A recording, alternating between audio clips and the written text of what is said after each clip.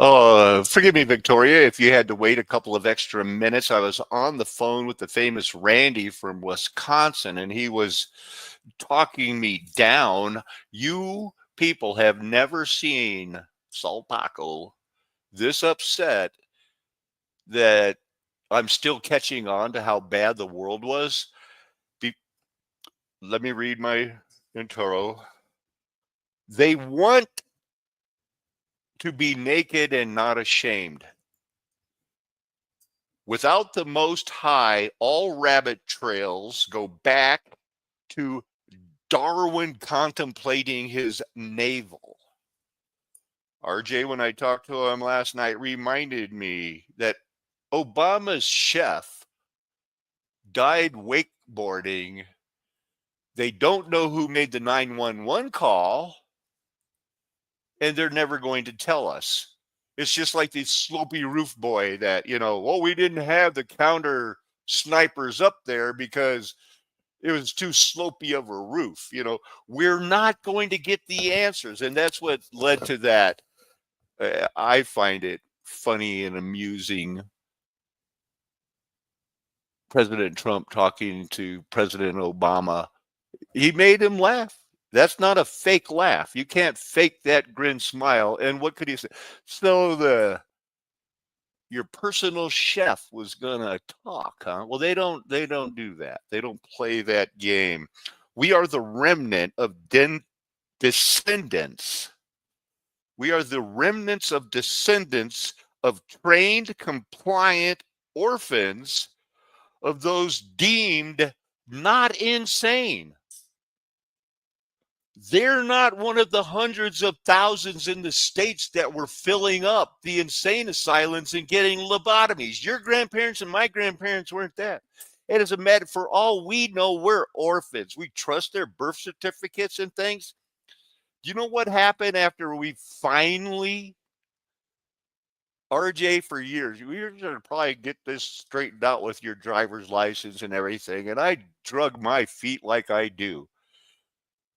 Went in today to get it, to enroll in this nonsense of 4.5 months where they claimed I didn't pay them. And I was saying, he gave me the email address that was PayPal responded to, and they sent the money to an adams.edu account. He gave me the number. And when they finally found out, it was no big deal. Well, you still owe money. And it was like, nothing. He lied. He kept me twisting in the wind and didn't tell me from October 19th to December 16th that, oh, we didn't get that money. And then till January 10th, when he finally had to admit, yeah, I gave him the number, but I didn't expect this to happen. No admission, anything. So I finally am going to get my record. I hope you can see this. Why can't, it must be the same color as that green screen. I'm going to turn it off because I do want to show you this. So say hello to my brick wall in I live in a faculty apartment at the university. Does this look familiar? That's my birth certificate from 1958, the year that everything changed. DARPA, NASA, the National Defense Education Act. Oh, we need special programs for the smart people. I got the same thing Obama does. This one's embossed, though. This does have the mark from the hospital, if they can't fake that. Record of birth, St. Joseph County Health Department, South Bend, Indiana. October 8th, born to my mom and dad. Father's birthplace, Indiana. Mother's birthplace, Missouri. I'm from a Hughes in Indiana and a Walton in Missouri. But we weren't the rich side of the family, people. I wanted $1 million. I had to earn it. It took darn near 20 years. If you could get a salary for 50 grand a year and you work for 20 years, it's like winning the instant lottery. You're not a super millionaire. You're just getting by. So I get everything together, go to the Department of Motor Vehicles, show them my thing. He accepts it, charges me $95. I take the test. I pass the test with ease. He goes back, issues me a permit, and then takes one last look at this is the record of birth. He gets the supervisor. What is this? A record of birth? And I'm going like, I just had my permit 5 minutes ago because he looked at all of these things and said, go take the test. That did it. From then on, any questioning them was, it's over. Nope, it says record. You can't have it. And I'm going like, when did this happen? I've gotten them in Colorado before. I've gotten them in Illinois, Texas. Yeah, well, we've had recent law changes. I said, when? When did the laws change? And they had to look it up. It was in 2002. So that's enough of that. What you need to know is it's only going to get worse. They live in the mountains. They live under the mountains. They have them hollowed out. They could have saved all those lives and everything else, but the fires went down. They want you naked and ashamed. Let's get at it here. This was going to be the Bible study before all the disappointment of maybe the Lord is telling me you didn't need a license. You should have fought that because it was over jurisdiction. And I was as passionate about that as I am about what I've learned about the rocks crying out and the golden age past. Everything I've learned since then is a bonus. But I was as passionate about how did they get legal jurisdiction in the United States? They didn't. They just found it and took it. But I didn't know they found it, really. I thought they built it like everybody else. So hold on. We got the craziness. We got the disclaimer first because I'm not forgetting. How about fairness from Section 107.11.4? Our Copyright Act allows people like me with different opinions to express them as long as I show this to make everybody happy, so very happy.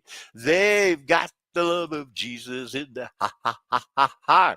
Embarrassing internal CNN messages are revealed in court over Navy veterans defamation case. That mail online, they really wanted to get it. But anyway, this guy claims CNN smeared him. And I guess he won a case, a trial, at least to get a trial, that he was illegally profiting from helping people flee Afghanistan on the black market when we embarrassingly, after 20 years, surrendered and started supporting Al Qaeda in Syria. Give me a break. Right there where they had the, 9/11, 2012, they had to get rid of that guy because he was going to, it's like, wow, Hillary, are you giving those people guns? His lawsuit alleged that the broadcast singled out his work and instead branded him as someone who exploited desperate Afghans with exorbitant fees, and that's in court. No. It's embarrassing. CNN's going to be like, but they lie because they're saying you got to lie this time. So I had this in mind, and I'm glad I like that because you can't fake that smile, can you? You just can't fake that. He said something funny. In my opinion, it was, so your personal chef was going to talk. That'd get him funny. That'd get him laughing. Eastern Oklahoma, I had some time, so I watched some LiDAR pictures. Look at that. Hey, wow, what's going on with all of these ditches or mounds? Can you really tell if they're ditches or mounds? And how come some of the mountains are flattened off? Or maybe it's a lake. Are these ditches or divots? But the little mounds everywhere. Of course, they say they're Just some old molehill that got built up and seems to be gaining more attention. These low, roughly circular dome-like structures are everywhere. Now, where was this? Newton County, Missouri. And they hooked me in. Oh, you can just go to this website and you'll be able to do it. So allegedly, this is bedrock patterns. That's how come you got to. Well, we went down to the bedrock. Sometimes they say it's one elevation, and then it's another. We had to go down 40 feet. We had to go down 100 feet to bedrock. Well, these are just.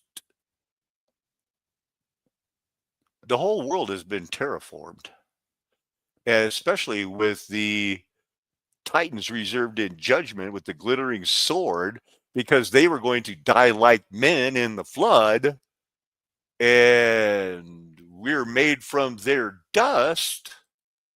So fractal like things, and then these are the top of mountains. So they either leveled them, or that's some sort of skin, an organ. It's hard to tell the difference between ditches and holes. So you got me here. We swapped the ditches and the holes. You see those are ditches and holes. They're not that hard to tell apart. I didn't think they were as hard as he wanted us to believe. Sinkholes near the Springfield Airport in Greene County. There's a Springfield in every state. I like, besides Main Street, I think Pines is one of the most evergreen, I lived at 37 Evergreen Street for a long time. Martin Quigley, this is the main gist. Martin Quigley was a publisher of a Chicago-based motion picture trade newspaper. I guess, the Rolling Stone, or the whatever it is that they watch, and they're in the know about who's getting jobs and who's not, who's hot, who's not. He started it in 1927, right when the talking movies were getting going, lobbying for a more extensive code that not only listed materials inappropriate for movies, but also contained a moral system that could help promote, specifically, a system based on Catholic theology. Now, this is written by AI. Notice I'm not seeing a lot of footnotes, markings for footnotes. This is their rewritten history. Because to do it, Martin Quigley, going to get that system based in 1927, going in, the start of the Great Depression, where you're going to need FDR in 32. So in 33, he can take all the gold. He recruited Father Daniel Lord, a Jesuit priest from St. Louis University, pre-code Hollywood. Not a footnote in sight anywhere here, At the end of most Wikipedia sentences, there are, like citation needed.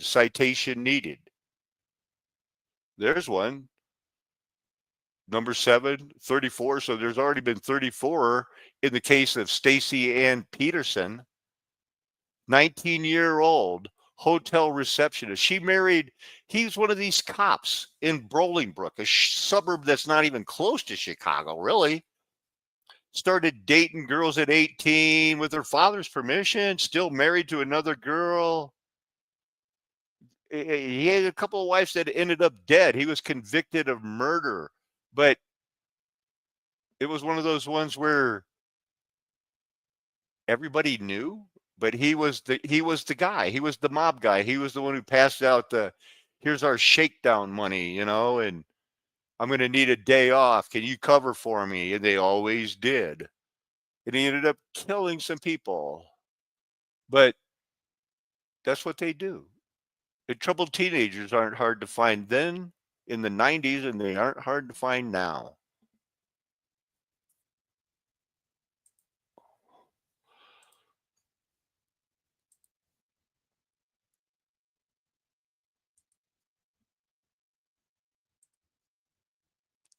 Let's just first search stone chimney houses in Glencoe, Missouri. I had to look hard, you know. There's something that we're going to be getting into with the bricks once we're going to cover a lot here today. There's a lot of these houses that are reinforced with rebar. They have this wrought iron fences all over town, and these are steel, just made to look like concrete with Corinthian. So we're going to be getting into some of that. Oh, settle down. I know you're excited. Old Licking Jail. So the Old Licking Jail, doesn't it look like that other one we just closed? It's because it is. It's the same thing. It's a jail on Canal Street. The Licking Jail. This is inside of the old Licking Jail. Supposedly built, you know, in 1910. I'm not doubting that this could have been a jail, a dungeon from a castle from a time when God made the world to be inhabited. And the Bible always talks about they took over. There were some city builders, but that was in Genesis. After it was just take over the star forts, the same cities, rename them. Oh, I wanted to make sure you saw that picture. I wanted you to get a different side view here. Here's the Licking County Sheriff's and Resident Jail. You saw the dungeon in the background. Corinthian columns, super embellished. It's nice. It's nice. I've got what's this? I love the fact that the Rainwright Grandwater Tower and Post Office. So this, I guess we're going to get to the other stuff where we're going with the St. Louis Mudflood stuff first. And this is, I wonder if it's queued up for, if I just heard something. Helping. There's always the Vincentian Foreign Mission Society. The neighborhood around has not been so fortunate. Joy had nearly 100 years, preserved by generations of the people of the neighborhood who took pride in it, whatever it was called. Oh, that's a polka music. There you go. Nice view. Even earlier rural neighborhoods remain around St. Laborious' church on the near north side, part of Old Kerry Patch, where the first Irish built and then Germans in successive waves, north of Franklin Avenue. A part of St. Louis dating from pre-Civil War times. Really? And they only found it in 1848. They built all this up with Irish, German workers who were not afraid to get it done 16 hours a day, but they were well paid. Like a plant, a building's form should express its needs. Form to follow function became a slogan. The idea of the outside growing from the inside, as with other living things. At World's Fairs in Chicago and St. Louis, people assembled a different idea. A dream of white palaces like the Greeks and Romans. Yeah. And Sullivan's vogue began to fade. And they did all that before the Civil War. I want to show you what they had front men. Have you ever noticed that a lot of the buildings, they have different bricks on the front? The rough brick was done by the Germans and the Irish, but they brought in expensive people to do the fronts of the building. That's their story. I wonder if it's true. It was a hard-working neighborhood, and still is, holding on for over 100 years to the neatness and order of the new-coming German families who built it. They built in rows right onto the property line and the sidewalk. Their shutters were for use rather than ornament, and still are. The doors hinge on both sides, like the shutters. The city's wrought iron craftsmen supplied them, too, with balconies, as with the people uptown. They liked the designs and placed them where they seemed appropriate. Where else would they put them? Look at all this. All pre-Civil War. They're proud of it. In the 60s, they talk about it.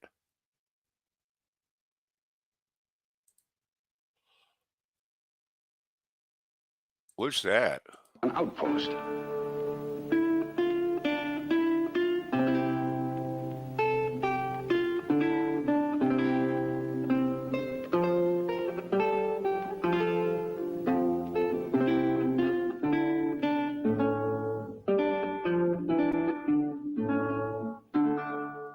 That's how they lived before the Civil War. Now, I hope I can find the one spot where he talks about how everything was packed up by the Smithsonian in rail cars and hauled away. A lot of music. The city has sometimes been called the most interesting in the United States. A dowager ornamented with permanence and surprising moments of grace, where downtown somehow signifying stability and wisdom. To others, she looks drab and dingy. Downtown, a clutter of outdated styles. Wow. Really? Her neighborhoods of character allowed to decline and eventually decay. And to still others, she wears a new face, the face of a future. Her rebuilding is her remaking. And to still others, this has been accomplished Did by... that, like let's just go back a second. They show you these, and then they show you the new building. With only a fragment remaining. Back in the 30s, the Smithsonian Institute, a dowager ornamented with permanence and surprising moments of grace, where downtown somehow signifying stability and wisdom. To others, she looks drab and dingy. Downtown, a clutter... So drab and dingy. ...of outdated styles. Her neighborhoods of character allowed to decline and eventually decay. And to still others, she wears a new face. The face nice of a future. church. Her rebuilding is her... And they show this building, and here they're going rebuilding, but they start with a mud flood, and they go with like, you still aren't doing this, people. In St. Louis, you built some new buildings, and this is better. It's not all dingy. You're still not doing that. You're still not doing this. This is a very rare thing and very dangerous, usually because of cost-cutting contractors. And a visitor from New York, as well as a native of St. Louis, could be pardoned for overlooking them. They're in the middle of downtown, in the old South Side and the near North Side, in a famous park of the last century, still elegant among the surrounding neon signs. In a cemetery, in a Creole mansion as stately as any that rise among the bayous of Louisiana, that looks haunted by its long past and probably is. If a city has such a thing as a collective personality, they shape an important part of it. And sometimes they tell stories that seem to be more vivid than the written record. One, rising above the levee, used to be, and perhaps still is, on the letterheads of about half the businesses in town. Right, this magical aqueduct bridge that carries cars on the top, trains on the second level, that was built, much to everybody's surprise. And it was ornamental bricks. I wonder if that's another video, because I watched a few of these, being happy that I was going to be, make a payment, get in school, get my license tomorrow. That's why I was just like, I couldn't pull the trigger this morning either. Oh, this is the guy that talks about the legacy of the bricks. This isn't important. We're going to go back here.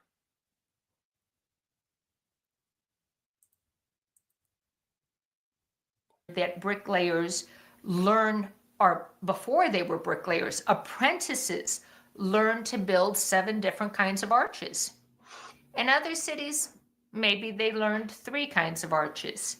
The idea of knowing how to build different kinds of archways, the idea of knowing the different kinds of patterns and courses of brick, knowing how to match brick, knowing how to calculate a brick wall, which is wider at the bottom and narrower as it goes up. The St. Louis Brick Museum.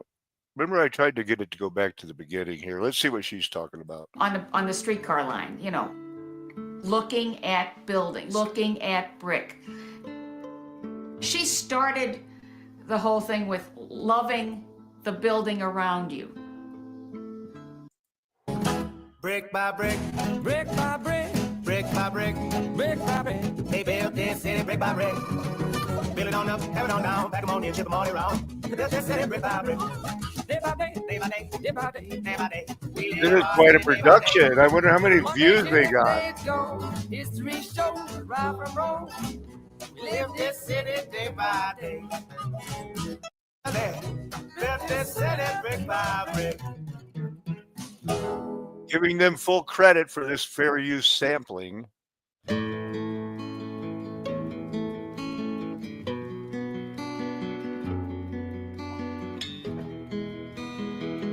You can believe whatever you want. I mean, it's sketchy to me.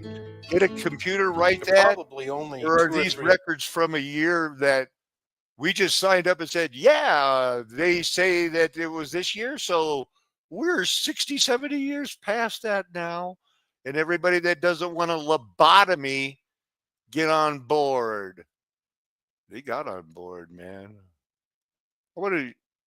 They show one good picture here.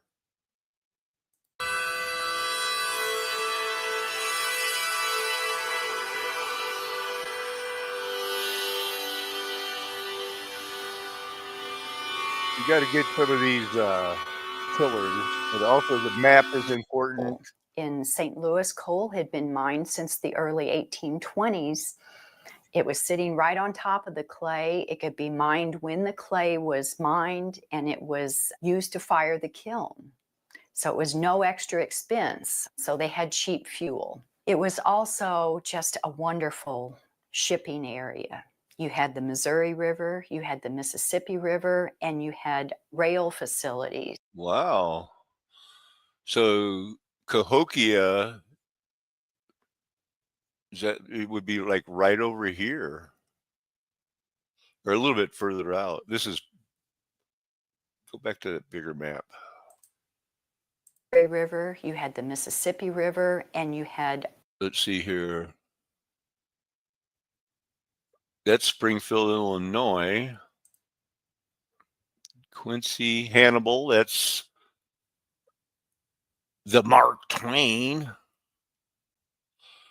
Up into Wisconsin, St. Joseph. So they don't show St. Louis on this one. But a whole lot of busyness going on with the Chicago-Alton line between St. Louis. rail facilities that all could be used to move not just the raw product, but the manufactured product all over the country. You know, a lot of areas in the country don't have. Get into some of the different styles. This won't take long. Brick in a period that they refer to as the Renaissance Revival, where the old red brick and the old ornamental red brick designs were sort of considered old-fashioned. You'll see, a whole new discovery of how to use brick in the sort of Renaissance style. You really end up with different layers of technology, different layers of design and style and application, and it's really kind of an encyclopedia of the history of the use of brick in the United States. I mean, you can see it all here in St. Louis. You will see different brick structures and different brick patterns in St. Louis that you will not see. Where the clay body was twice fired. You fired the brick, then you applied the glaze, and then fired again. I guess because of the fact that they were located here in St. Louis really got the benefit of all of this, as opposed to any other city in the United States. Go to a city like Chicago. Chicago doesn't really have a lot of clay, and that comes from a lot of it from Indiana, and it's a yellow clay. It's kind of a dirty looking clay. But they would do the front wall in a red brick from St. Louis, probably purchased through hydraulic press. And so they set up these branch offices and sold their product all over the Midwest. So that company literally built St. Louis and built up a lot of Somebody literally built St. Louis. Because of special uses like sewer brick.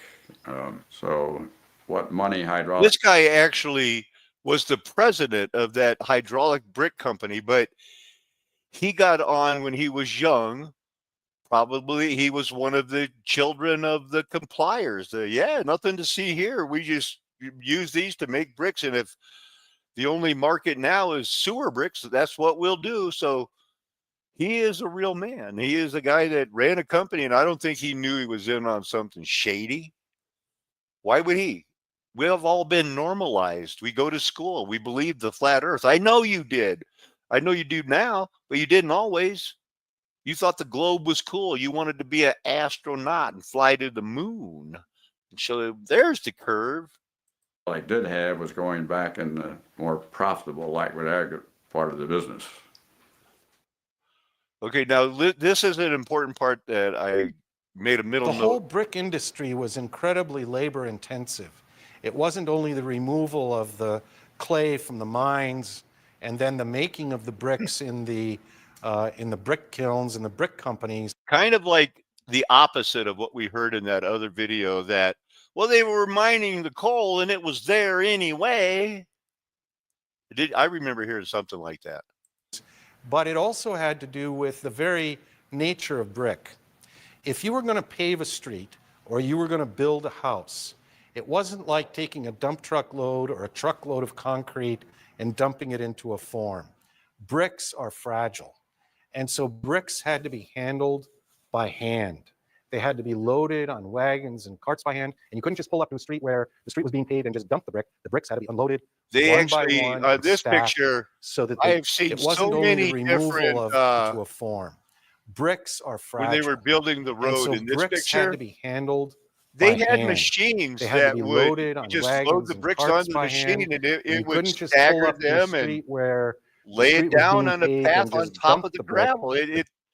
It wasn't that they were building these roads by hand for very long anyway, not when they could make ornamental brick. Listen to the difference between the Irish German and the derby wearing front men. Bricks had to be unloaded one by one and stacked so that they didn't break in the process of being moved from one place to another. The process of building a brick involved moving those bricks again and then toting them. The work was called a hod carrier, toting them up ladders or scaffolds to the point where they could actually be used in the construction of the structure. Oh, the bricklayers. They were extraordinary. Here, they organized the first local in 1864. That was before the International was formed. We had large numbers of German bricklayers, and I found evidence of Bohemian bricklayers also. A lot of the Irish were hod carriers for the many German bricklayers. And you can see the character of the early German neighborhoods is still there, with the places where these folks lived, like in the Soulard neighborhood, in Benton Park neighborhood. And the streets, as soon as they could pave them, they paved them with brick. There was brick all around in those wonderful brick churches, and lots of taverns. You walk down the streets and you can imagine the social life that evolved among the bricklayers. Along the Roman Catholic bricklayers. These were German Roman Catholics, Irish Roman Catholics. They worked extremely long hours, hard physical work. They lived in, all craftsmen, in small apartments or small houses, very small by today's standards.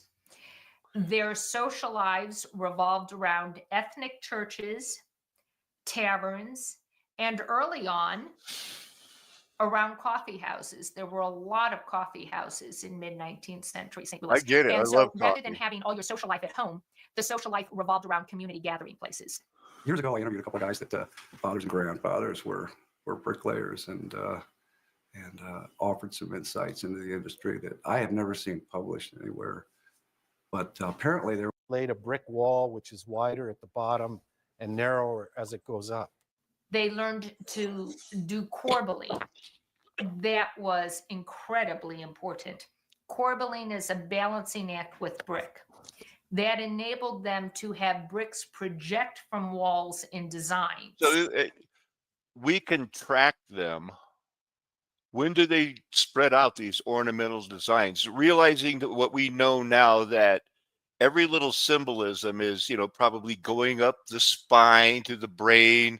Maybe that's the pineal gland, but these are definitely a meander that is a swastika, in with the good, out with the bad, works in your lungs, works with your blood. It's what we do. Where's the figure about the front? What's this? Bend it, pick out a little hole in the side of the building, and then begin to pull. They might drive a truck into a wall. And once he pulled, a lot of times that whole wall come down. Sometimes we find these guys under this rubble of bricks. Or take a sledgehammer. Wow. Nerd alert. Let's just show you a little bit more. Stories out there tell you about the brick thief, So the St. Louis thing, it just led me. I'm not going to keep fishing around for parts that I saw earlier, but they had I just want to see if I'm not behind. Even Jared Boosters came up on my algorithm because I was watching a lot of St. Louis stuff. City population is a little over 300,000 people. However, the St. Louis metropolitan area, which extends into Illinois, has a population of over 2.8 million people, making it the largest metropolitan area in Missouri and the 7th largest in the Great Lakes megalopolis. What we can see in the history of St. Louis is what we often see echoed in other histories of old world cities. What was once a powerhouse or a mecca of industry with grand, possibly inherited architecture has throughout the years seemingly been lost to the tests of time. 3 The years major old. old world cities and their history are questionable. But I digress. Looking back into St. Louis, we are told the mounds, which at least 25 were accounted for in the earliest histories of St. Louis, were created by the Mississippian culture. I believe many more mounds could have been within this area, as evidence suggests that St. Louis could have been one of, if not the center of, the Mississippian culture. We are told the first mounds are dated to roughly 1050. However, the narrative also tells us further down that there is not a lot known about the mound builders. This Not that they want to admit to. Yeah, they died like men. These are the men for which many of the most famous colleges and cities in the area are named. How long has that We really have been there? Jean Talon, intendant of New France, who orders the exploration of the Mississippi River Valley, believing that it is somehow connected to the Pacific Ocean. That year was 1673. Okay, 1673. They're getting ready for the big reset of 1711. Look at these wide streets. They found it. I'm beginning to think that Louisiana sold it back to the United States because they realized the Mississippi floods too much. It's just not worth cleaning them up. And so we bought it back, and we've been going bankrupt trying to fix it ever since. But suffice it to say, the history of St. Louis, like everything else, is a mystery. Spanish ruled the Louisiana Territory after the 7 Years' War and after the American Revolution. They simply did not want it anymore. Look, yeah, they said, look, we don't want it. It's too much of a hassle living in these buildings because we can't figure out how they heated them and where they got, what's this for? Somebody knew what it was for. Yay, America. Joseph Rosati as the first bishop. Commercial growth was slow in the early 1800s in St. Louis, but boomed with the arrival of the... Look, If everybody else believed that, you work 16 hours a day, 12 hours a day, 6 days a week, humping those bricks, doing whatever you do, you go to this church, and if everybody else is doing it, you're the guy that's going to go, no. There's not people that were handing out Bibles going like, hey, we should read it like a real book, like it was written to them. Those things were left to us now because this is either God's plan or it is not. This is all going to be a mystery and everybody's going to die. And what happened? No, we're going to be running for our lives. By seemingly preventable fires. Now, we are told St. Louis was remodeled and re-engineered. It so to kind of speak, looks like using the Jewish cemetery with the Star of Rimfam, which I don't, uh, sketchy. plans of Robert E. Lee. And yes, I do mean that, Robert E. Lee. Apparently, he had his hand in redesigning St. Louis after this great fire. Of course he did. Throughout the mid to late 1800s, we then have many churches, schools, colleges, asylums, hospitals, and other massive buildings. We heard that before. The industrial growth of the city was rapid, and with some of the world's largest factories for brewing, flour milling, slaughtering, paper making, machining, and tobacco. They found it all, people. They lived in it, maybe, took some pictures. They're showing us. We don't know who this guy is. Whose son is this? Are they getting ready to play cards? We don't know. We just know they lie. They lie to our faces. Wrap it up, Jared. This was an interesting picture, right? A tree grew around a shovel that was just laying there. How long did... Where's my shovel? Photographs and this brief narrative could help you to see that. Now, the success of St. Louis culminated in the... They could move that if they wanted to. They could just get a bunch of those hydraulic jacks and move it, and the people could still be working, and they wouldn't even notice it because you remember. All right, let's get into the Quigley and the whole naked stuff. They want you naked. These guys, these are the guy on your left as you look at it, standing with an actor, and he wanted them. This is where I got that picture in case you just joined us. Everything changed around the 1900s, starting in, the big year was 1888. Everything's a mystery. This guy gets propped up. We're supposed to believe he was the first guy doing Teen Rave magazine, where you can learn about Justin Bieber and what he does every day. And he was a devout Catholic. He governed the movie content for the United States of Hollywood in 1930 to 1960s. Devout Catholic, started lobbying when he was just in his early 20s. We need a better code, specifically a system rooted in Catholic theology. Daniel Lord, we'll probably look at him. So that was what we've been raised with. All the movies that we see, the ones that we decode and look back, they're all decodable, not just the new Marvel movies, and things like that. They all tell you what they want us to believe.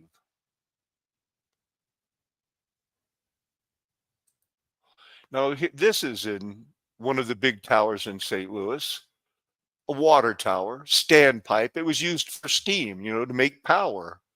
Located at the intersection of Grand Boulevard, College Hill neighborhood, St. Louis. It is the oldest extant water tower in St. Louis, predating both the Bissell Street Water and the Compton Hill Tower. The tallest one in the whole world with a massive Corinthian capital on top. This is almost twice as big as number 2, and it's in St. Louis at their College Hill thing, built in 1871, of course. I'm sure he's famous in the form of the Corinthian order. with brick, stone, and what? Cast iron trim, inclusive of its base shaft and capital, stands 47 meters tall. That's 154. Inside was a standpipe. It makes power. Power. 5 feet for firefighting. Ready to go. Decommissioned shortly, and a standpipe and an internal staircase were removed. So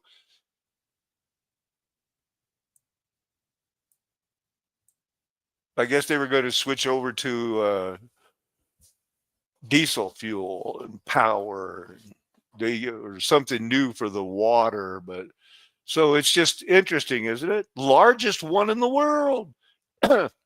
Brick and cast iron. We can date them through, when did they stop using rivets? When did they go to welding? When did they move to rivets? When were the bolts standardized? I like it when I remember to go to the top before I go to a new page. Doesn't happen all that often, but I like it when it does. The old water tower at 20th Street at East Grand Avenue, dates back, so could you be more vague? Okay, the neighborhood dates back between 1880 and 1920. Townhouses, 4-family flats. But what you're going to need is this. Another one of the tallest towers in the world like this, with that super pressed late stage ornamental brickwork, just because they could. Was it a standpipe too? The flood of 1903. I remember already. When did our language change? And when did people stop writing the June as with a V? Our Constitution isn't written like that. It has a W, it has a U, and it has a V. You can say he's just trying to do it for flair. I just think that there's too many courthouses that use a V instead of a U. And they are all mixed up. Some are older, some are younger. They just say, well, they like to do that because they were trying to do a nod to the hat to the old days. So you're going to live by the Mississippi, you're going to get some floods. Some of those buildings, it's not going to bother at all. They're on the bedrock, whatever bedrock is.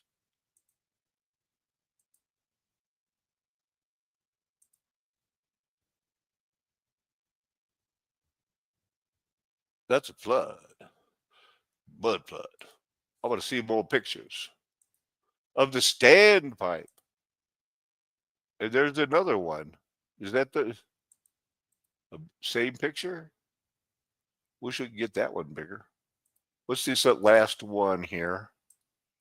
The Mill Creek Valley. I thought I had one more tower. Maybe I do. Oh, I do have the Bissell Street Tower. Want to see it first? It looks like the other one. College Hill. This is one of 4 pictures, so this one's different too. It just looks the same. The tower at Bissell and Blair in College Hill. Okay. So there are 3 of these big water towers here. I hope we've seen them all, or we will. We've seen the Grand Avenue now and the Bissell Street. The Mill Creek Valley, historic neighborhood, European settlement. That's 1700s. Union Station. Did you know they had a Union Station? As cool as the different, but cool, like the one in New York. There's a lot of Union Stations.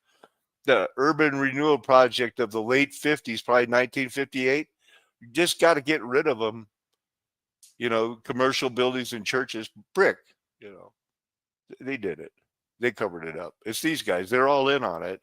If you're on TV and you're one of those guys like a Joe Rogan and Tucker Carlson, if you're still listening to them even part-time thinking, oh, boy, we're glad we got these guys on our team, you probably think Elon Musk doesn't, might eventually catch on and go, wow, the earth is flat. I know the Bible's true. I totally faked sending that car into space. Remember that guy? The one that everybody's just in love with? And he's because he supports Trump and they're in love with Trump because it's like, oh, he's the guy. When he was riding on the Lee Express telling jokes about, so your chef died in the wakeboard accident, huh? Who's going to talk? They know exactly what they're talking about. They're buddies. They're friends from the time they were young. So that's the Union Station. It's different.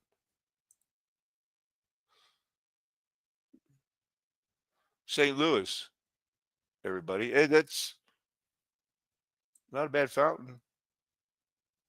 Probably a little story behind that.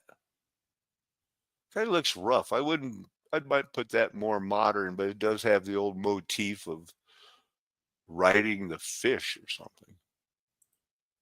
Is that an old motif?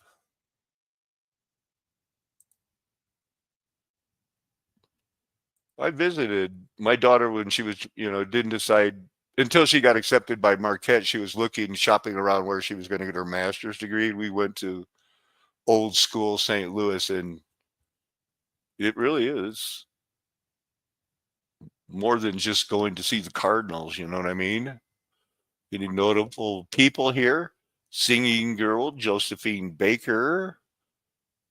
This guy. You could play that saxophone. A little bit quick look, maybe show some inside. Not quite as big and monstrous as the one in New York, but that's all brick, man. It had a lot of stuff going to it. But big bubbles, no troubles. What does this have to do with Union Station? There it is. Look what we found. Well, I guess it is pretty nice. That's the Grand Hall postmarked 1909. Nice. There's the Grand Hall and still pretty nice. We got to look at this. Is this an Olympic thing here or what? Columbia holding up the lights. Every little bit of detail. How did we get back on St. Louis? I thought we moved into those Catholic people. Here's that one word. Here's that last tower. Rapunzel, Rapunzel, let your hair down. Man, I ain't got that kind of hair.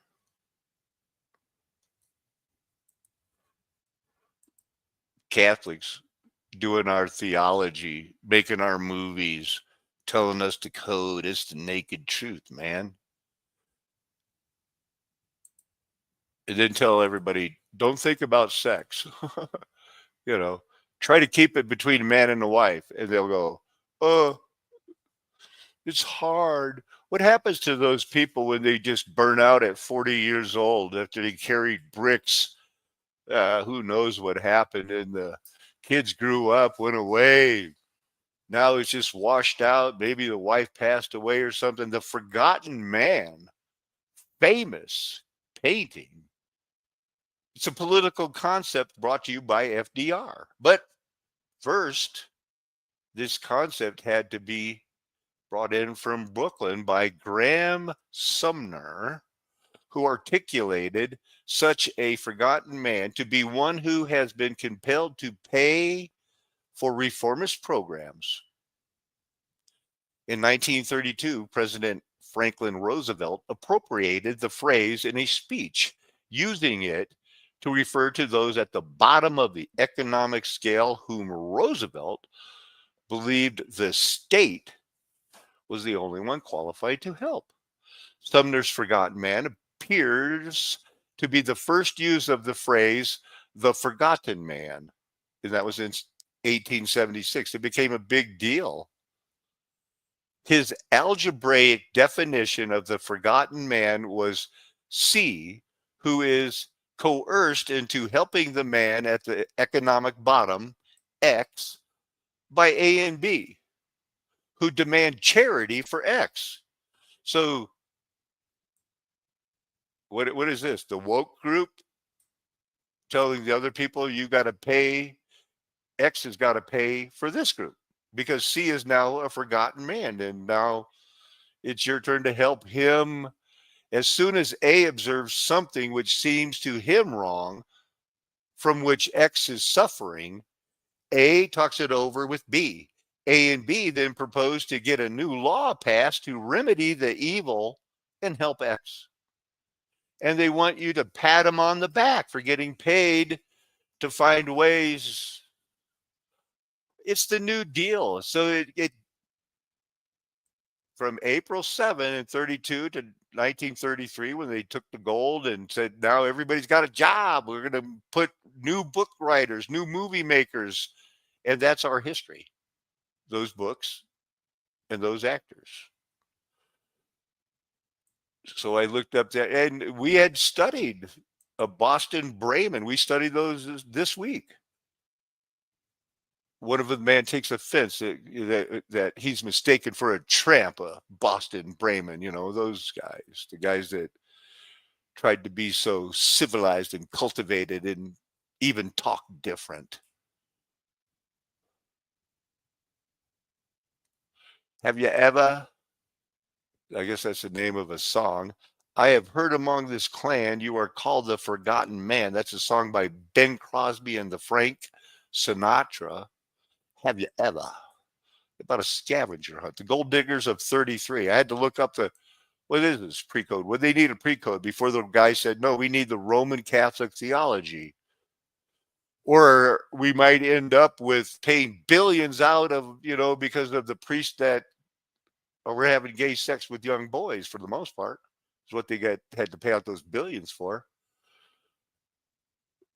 This man, very famous, all propped up. These are the movies they decided to get out. And it was about a rich guy who was so talented, but his parents didn't want him hanging out with artistic people because he might be attracted to some low-life tramp that's a good singer or something. This was a big movie, man. It was made for $500,000 and it made $2 million. That's a lot of money back then. It's a lot of money. Let's see what else we got going with that. Oh, I wanted to remind you about the same time the bonus army. They didn't get their bonuses that the government promised them. They were spending it on other things like getting stolen water to LA. And they said, look, we're going to be peacefully camping here. And then Dwight D. Eisenhower and Patton, the guys who later were promoted because the government said they'll do anything, they killed some people and kicked them out and burnt their houses down. But they were the bonus army, just wanting their bonus. You promised us the bonus, and now you're taking back the money, rearranging the gold. Our bonuses are going to be worth pennies on the dollar. And we were in World War I. Shell shock ring a bell? Trench warfare much? So this was their peaceful camp on the White House lawn. 3 people died. Is that right? What's this? They're on their way. They knew they were coming. Burn them down.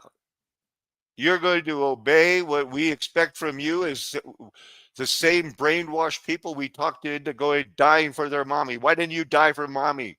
Like the other, was it 1 million people died in World War I? And then a lot of people went crazy. Douglas MacArthur was there commanding them.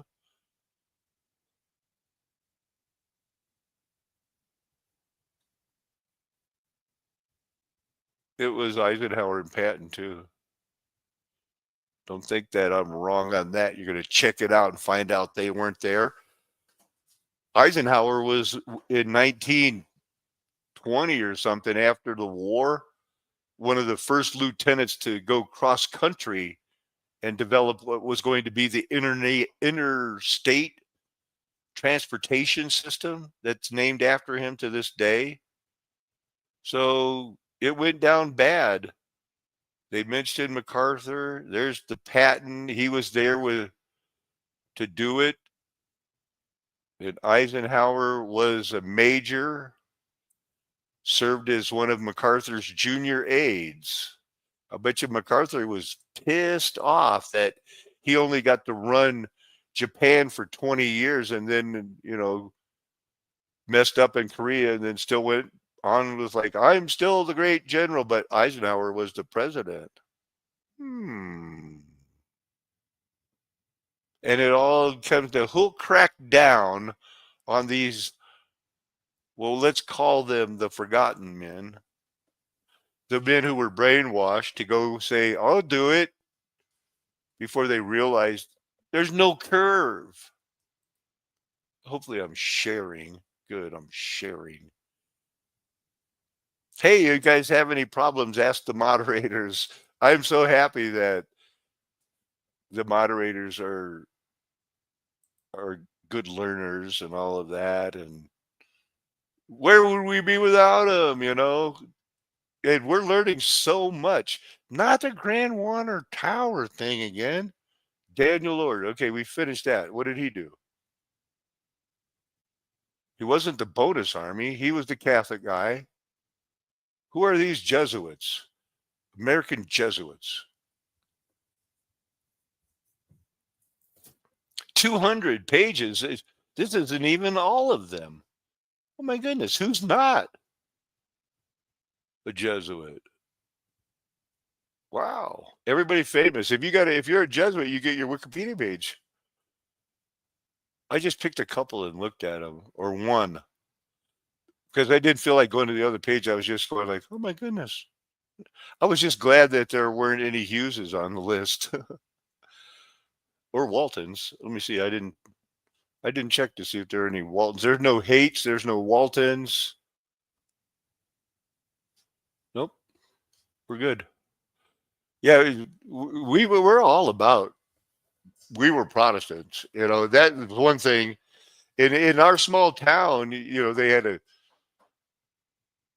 funeral home for Catholics and a funeral home for Protestants, and they didn't mix. You would go to them, but you wouldn't.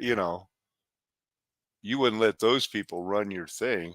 So I picked one of the Jesuits out that was on that list. His name was Robert Kennedy. I thought he'd be related to the guy that was going to be the new health czar. No, but he was just some random guy born on 6/20/1993. He taught theology, psychoanalyst, and I went, what? What is Jesuits teaching this? And why isn't the white plumb line have a link?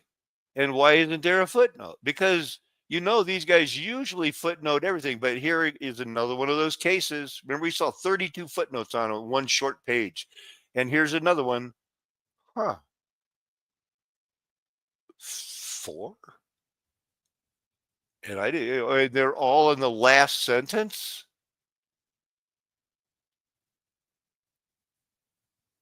So I got suspicious. He's obviously going to always be a Jesuit first, but then he get tagged to practice Zen in the white plumb line. They don't have a Wikipedia page, but they have something called White Plum Sangha.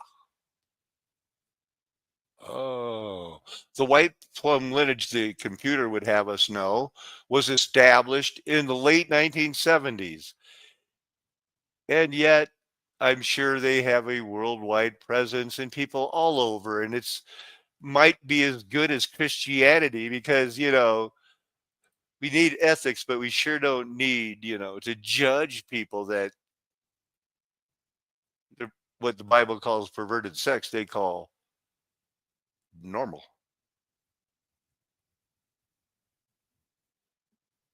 Full disclosure, I looked at a couple of the pictures but that was about it. I read some of it and I'm just like, oh, so here he is before he, it was like sent to study. You're a smart Jesuit. You're going to be a psychoanalyst, this and that and the other thing. Why don't you prop up a false religion? And he said, is that what the Pope wants? And they said, you can't ask that. You have to just do it. And he said, I'll do it. Is that him? That's not him. This is the people that he learned from, two different sects and merged them together. The picture we saw. There's two Yamamotos. Who's that honky? Gonna fly now. Yeah.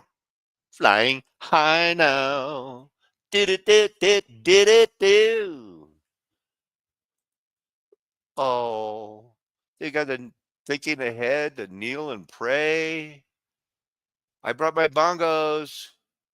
I don't know if that's a bongo or not, but they're into it. They don't care if we think that they should repent and worship the Lord, creator of the universe. They got this going on, and this is better. It's Buddha, Jesuits propping up anything but Christ, as they are wont to do. This girl here wrote a book. Did you know there's a Bastiat Prize? I kid you not. They still have a whole thing going with it.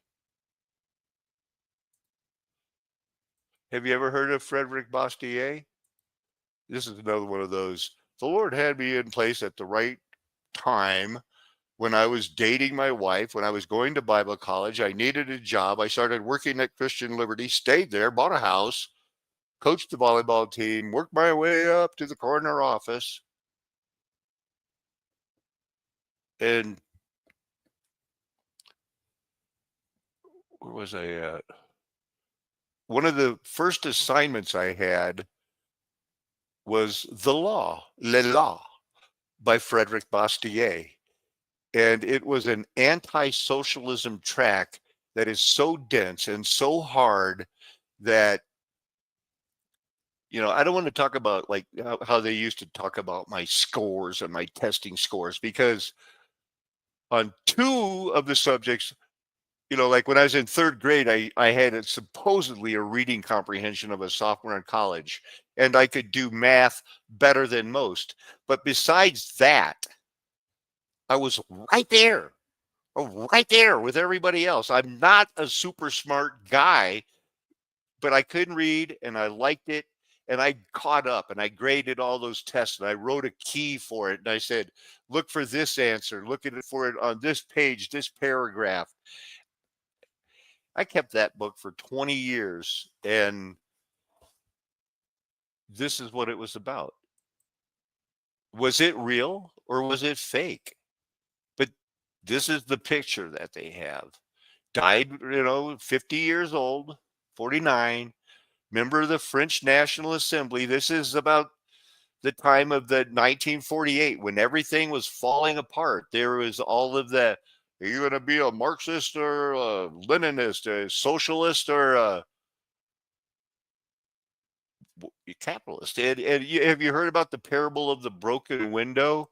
This is by Bastiat. The parable is, have you ever witnessed the anger of the good shopkeeper, James Goodfellow, when his careless son has happened to break a pane of glass?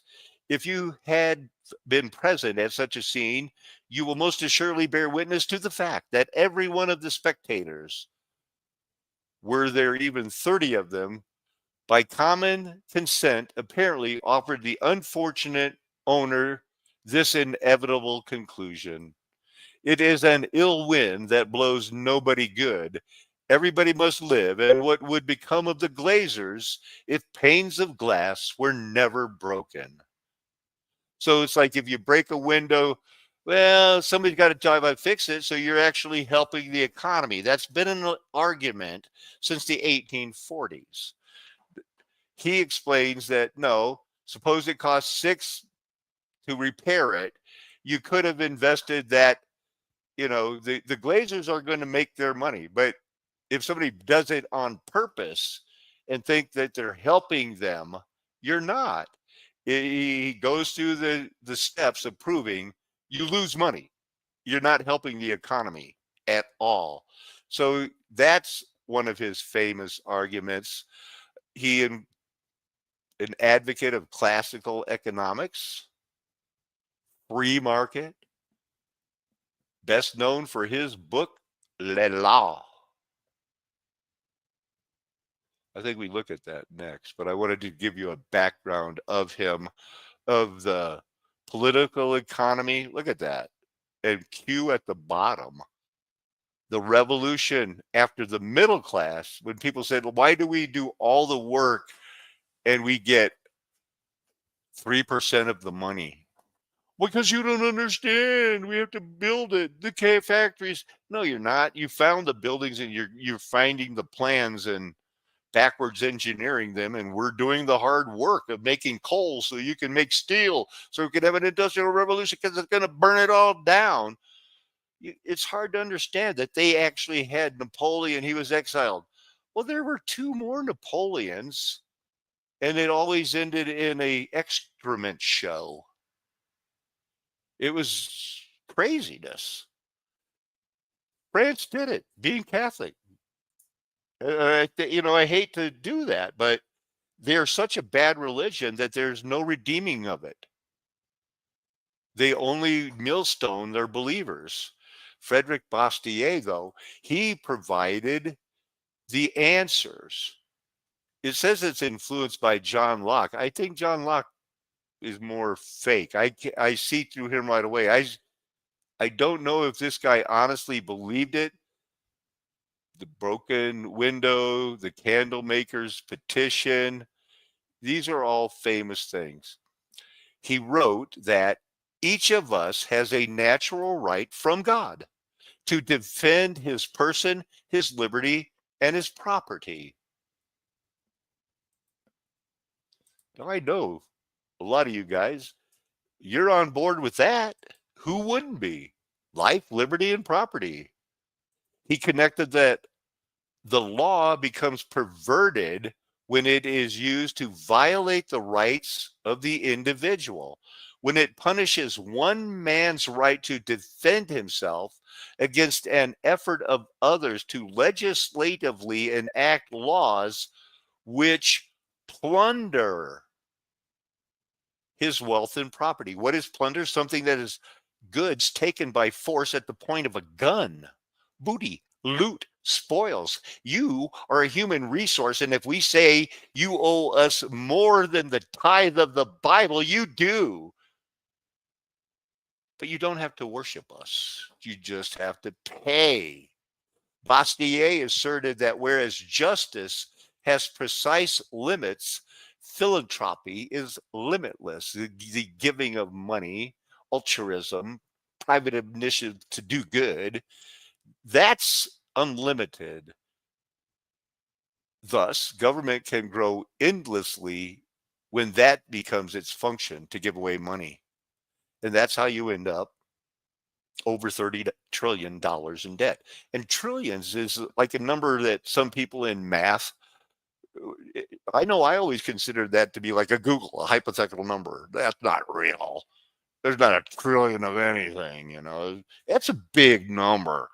999 billions plus one more 100 billion. What the heck? That's billions and billions, man. That's a lot. You stack up a dollar bill and you wanted to get like a million. I think it goes up to like the Statue of Liberty or what's that famous New York one there that's still standing, that the Statue of Liberty and whatever, it's the big building there.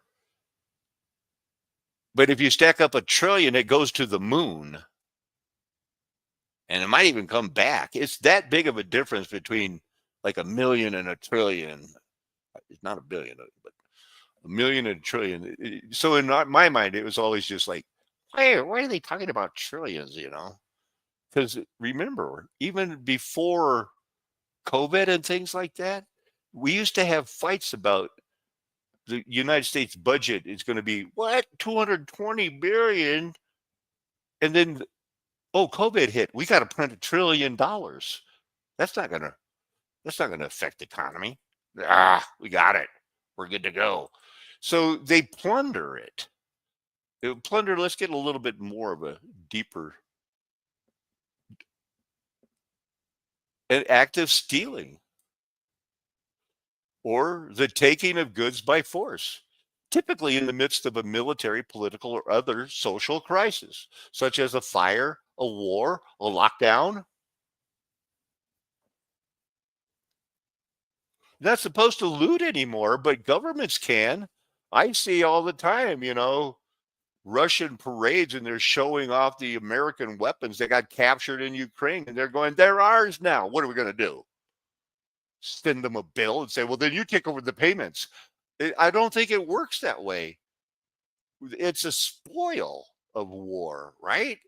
Isn't that what Russia would say?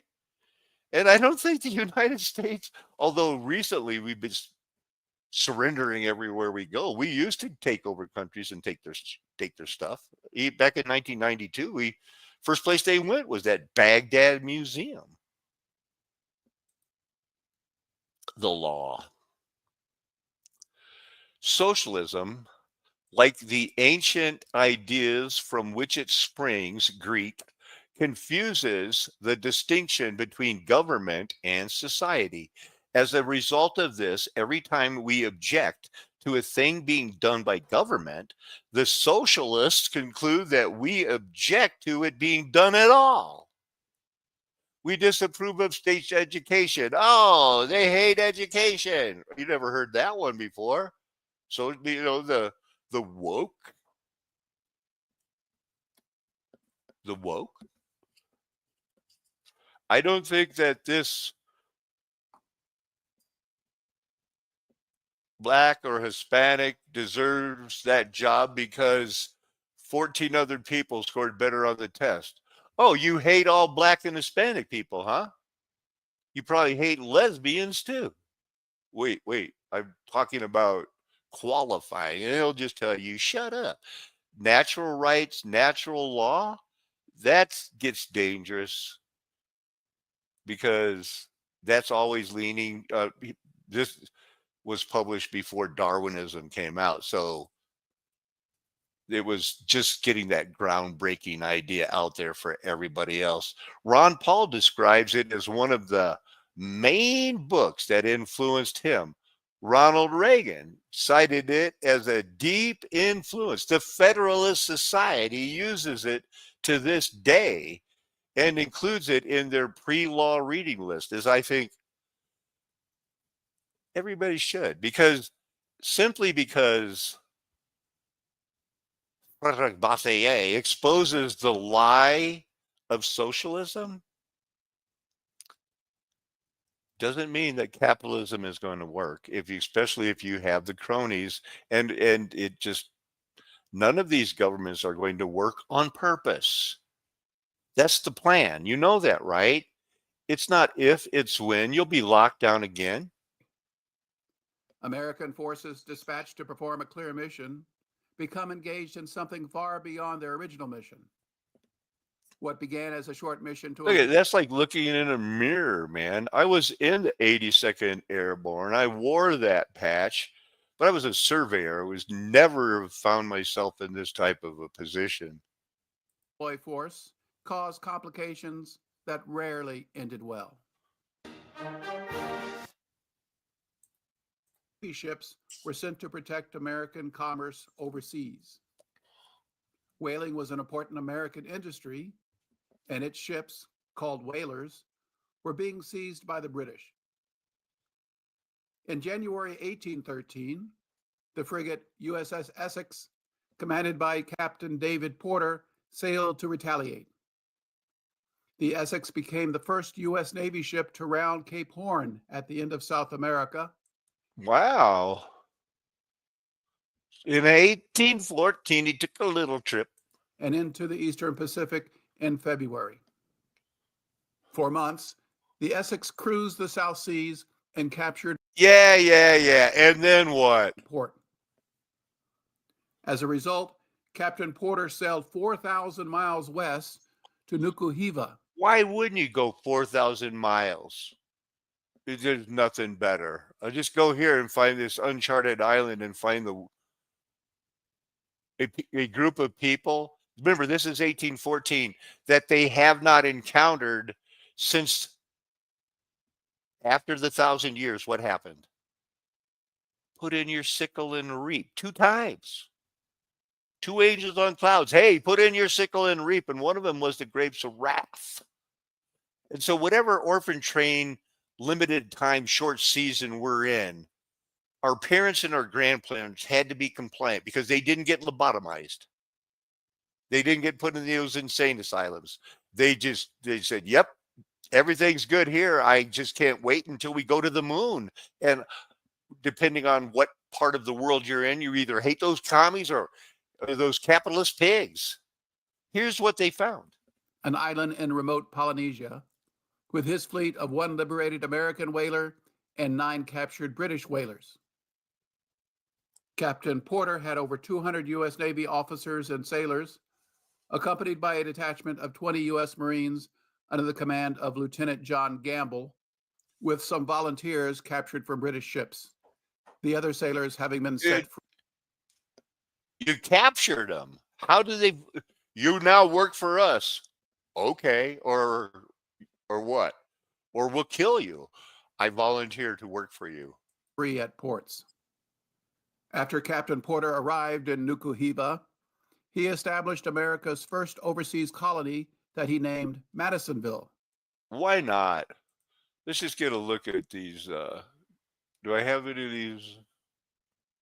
We'll come back to the video. I don't want to play too much at one time. It looks like this video was just taken from these 5 pictures. Not that one. This guy. This is the guy I wanted to show you. You can tell it's not going to get bigger because it doesn't even cover the whole page. But that's a warrior of the Nukuhiva. And these people were living alone an old peaceful life with other people. Wrong. They couldn't wait for this guy to show up with his guns and say, hey, can you help us kick the ass of these guys over next to us? I kid you not. That's what went down. They landed on this island. They founded Madisonville.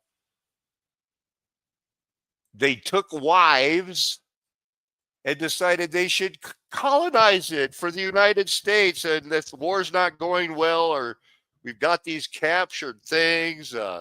They scrape the bottom of the hole to make it shiny and clean. Smoked out 1,000 rats or more. The people wearing the loincloths, some had capes made of tree bark. How primitive. Yet the women were digging on the men. That's what happened. That's what it said in the video. And so they somehow, because they got guns and a cannon, they journey through the jungle to take another fort of 3,000 to 4,000 hostiles. Where'd that come from? That was that tribe talking another tribe into let's go get them. A citation? How about those experts in that video I'm watching? That's AI. So we'll believe this story no matter what. Porter expedition. So not long after subduing them, another group, the Taipei, declared war on the Tile, the Hapa, and the Americans. This is the worst deserted island I've ever seen. When all of a sudden this guy's going to change it around and gets 5,000 friendly warriors and 2,000 war canoes and says, let's go get him. He gets 36 officers and they give him 1 cannon. And that works for a while, but eventually they get their ass kicked and they have to leave. They get captured and he's thrown in jail. but we would have never known about those people in this middle of nowhere that he decided to go 4,000 miles after, getting scuffed up in a little battle.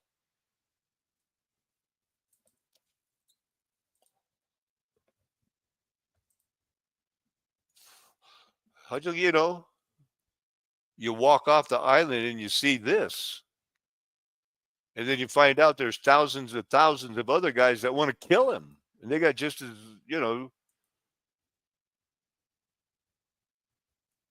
and we took over Hawaii pretty much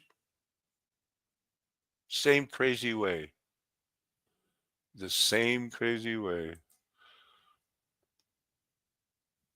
That's not the one. After President James Madison. A small Fort Madison with 4 guns was constructed on a nearby hill to become America's first overseas naval base. The sailors and paid locals scraped the copper bottom hull of the Essex and used smoke to drive out over 1,000 rats hiding in her works. The Americans described the native warriors as being tall and copper-colored, with tattoos over their entire bodies. They wore loincloths, and some had capes made of tree bark and carried large clubs or spears. The women were clothed in similar fashion to the men and friendly to the sailors. I'll bet they were. An Englishman named Wilson was found living on the island. So anyway, wait a minute. What? There was already an Englishman there? An Englishman named Wilson was found living on the island and served as an interpreter between the Americans and the native chiefs. Nukuhiva was inhabited by many tribes separated by mountains thousands of feet high. But why not just the go land get around them? Madisonville was controlled by a chief from the Essex was ready to sail to continue raiding, but Captain Porter wanted to garrison the U.S. Navy's first overseas base. 4 of the whalers were left behind with 20 men under the command of Marine Lieutenant John Gamble. After a long And the men were sad that they had to leave their wives. So I did call the paper today and tell them what's going on here, that, I'm going to a school where they're hassling me for being a Christian, I think, and you better watch every pronoun. And yet my first year, before they started trying to kick me out, before the second year, I had to have people tell me after Easter break, did you have a happy zombie Jesus day? And then the first week at my second semester, a class I ended up dropping, 2 people dropped it. They let one finish online, not me, and gave him credit. They failed me. Luckily, sovereignly, by God, I made the exact minimum of what I needed to maintain my scholarship here. God is working this to expose that Beverly McClure in 2018 was appointed the head of this university. They got the girl to kick the field goals. First scholarship for a girl who never played it down, was on injured reserve and then dropped out. She was recommended by Bill Richardson, the flyer on the Lolita Express. I told this to the newspaper today, and I said, do you even care? Or are you just happy with your newspaper that, you print the comics twice just to fill up 16 pages? Their Facebook has 31. Their YouTube channel has 1 video and 13 subscribers. They're going through the motions for some reason. The people that denied my license day, for all intents and purposes, look like somebody that you wouldn't question at a Walmart. Yet they took a second look at my birth record. If you guys joined me late, which I can tell a lot did, go back and you'll see. And then it was just like spiritual thing. Yeah, no, this is a birth record. It doesn't say certificate. Come back. Everybody's going to go through that in Los Angeles. Everybody went through it in Asheville, North Carolina, which was their artist residence. They don't care about the artist. They propped you up, and when they need your land for the 2018 Olympics, They're going to take it. Remembering that I wouldn't be sharing unless I did that click. A little bit more of what was going on. No, let's do this thing. Museum is one of the great museums of the world, but it's now in danger.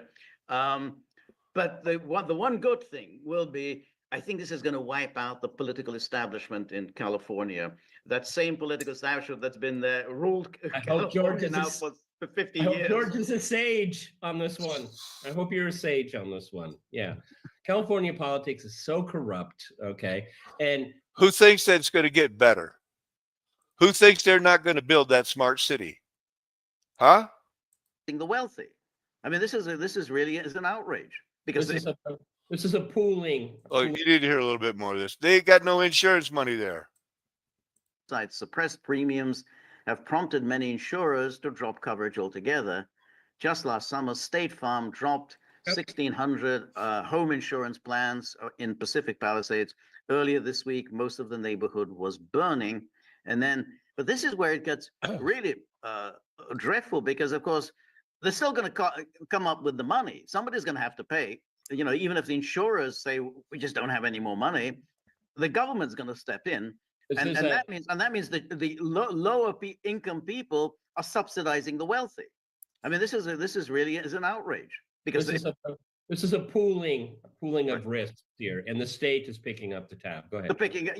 But essentially, and eventually they're not going to have the money. And they'll borrow it and do it anyway because they're covering this up. They're covering up that they did this. 1904 Summer Olympics, both held in St. Louis, both of which have some really amazing photographs that I found in museums and other collections that you need to see to believe. I've seen many others talk about the St. Louis World's Fair and even show their handful of unique images. But honestly, in my next video, we're going to be looking at... Right. But honestly, it's going to be, this is 3 years old. And they're no closer to making the connection that the Mudflood was Armageddon. The Ponytail Posse, I was looking that up. I used to be the head of their fan club. And this was when they were incorporated, selling their stuff. And then they went out of business because nobody cares about. This was after we lost the Gatorade account, and then eventually we went. Go Housing Associates was a shell of its former self, and everybody that was vested, like me, I was one of the few people that, had a non-union pension. They don't vest people anymore. I don't think. I haven't heard of it in a long time. But this is a real life, and God has put me in the middle of it. But now the Ponytail Posse is something else. Now in the Army and the Air Force and all the armed services, so many women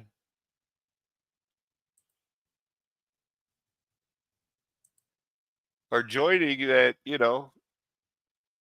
as of May 6th, you can be your own Ponytail Posse. Wear your braids. Did I have a picture of the headline? Surge of female enlistments helped drive Army success in reaching its 2024 goals. So the men are no longer interested because they can't qualify, but somehow these girls did. And they turn around, girls, we want to show your ponytail. And they're all training to fly planes. That's what they were being trained for.